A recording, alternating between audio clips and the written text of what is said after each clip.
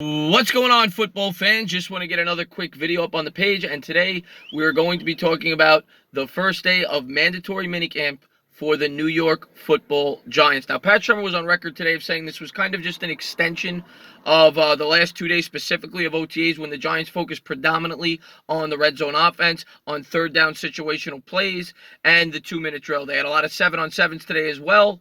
And we'll start with some of the standouts. We'll start on the defensive side of the football. B.J. Goodson comes into this year kind of fighting for his life for that starting spot. He definitely comes in as the favorite to start alongside Alec Ogletree, but he has some competition there with Davis and Conley. And Goodson, of course, has shown flashes, no doubt about it, throughout his career, his 4-year career. He's a former 4th-round pick. Problem is he hasn't been able to stay that healthy, but he certainly has some talent. And today he showed it. He had an interception, I believe, against Kyle Lauletta, off the arm of Kyle Lauletta, and he was able to bat a ball down thrown by Eli Manning. They said he looked very good in coverage, and he looked very athletic today. So, good day today from B.J. Goodson. We're certainly going to need to continue to put forth good days if he wants to remain the starter this year going into the season. The other guy on defense that stood out, Antoine Bethea. Bethea was able to come up with an interception, his first of the offseason, and they said he looked good in coverage, and he looks spry for a 34, 35-year-old. So, if nothing else, he's going to bring great leadership to this team, but hopefully Bethea still has something in him. He's still known as a relatively decent safety, and I think he could play pretty well alongside Jabril Peppers, but he looked pretty good today. Julien Love, the 4th-round pick out of Notre Dame, the cornerback we're all rooting for, who's going to be in competition for that slot position in the nickel defense. So Julien Love was able to come up with a pick as well.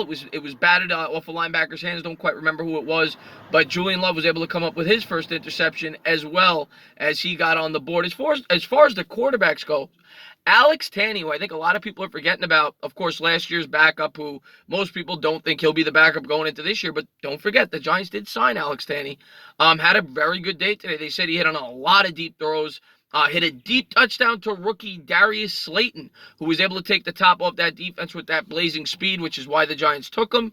Slayton, up to this point, has been kind of disappointing. I remember, I think it was like the 3rd or 4th OTA, he dropped the ball right in his hands that led to an interception off the hands of Daniel Jones, but Slayton today showed the speed, and that's what he's here for. So he certainly could make the roster if he continues to show well in practice. Latimer also caught a long ball from Tanney, as well as a touchdown off the arm of Daniel Jones, and that'll bring us to Daniel Jones. Daniel Jones and Eli Manning alike, both good and bad today. Heard that they both made some throws they shouldn't have, and they made a lot of good throws as well. Neither one was spectacular, but the one standout play from the practice that everyone was talking about after the fact was Daniel Jones's RPO. Everybody said it was an unbelievable play. That they were incredibly surprised at how fast he was able to turn the corner on the right side as he displayed some of that 4.6 speed. Shermer was quoted after saying that the fake was unbelievable, and I'm paraphrasing a little bit, but the team was very impressed. Saquon Barkley was quoted as saying that he was blown away by the speed, as well as Sterling Shepard. And speaking of Sterling Shepard continues to look extremely impressive. It was, the blogger had talked about him as well, saying that he continues to have a very strong offseason as Shepard looks to take that next step forward in his career. He, of course, got that big contract this offseason where he's going to be making close to $11 million a year, and he's looking to earn it as he looks to be the New York Giants' #1 option this year. So we'll see if he can prove well with that. Other than that, I mean, nothing big. The one play that was definitely talked about was that Jones RPO. Eli still, I think, has a commanding lead to be the starter day one. I fully expect him to do so.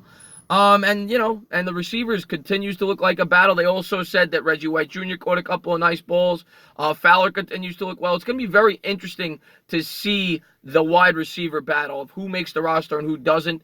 Seems like it's very tight there between those three guys, and specifically to crack the roster, Reggie White Jr., Fowler, and Darius Slayton. So it'll be very interesting. Latimer looked really good today. Like I said, he caught a touchdown, and he caught a really long pass off the arm of Daniel Jones.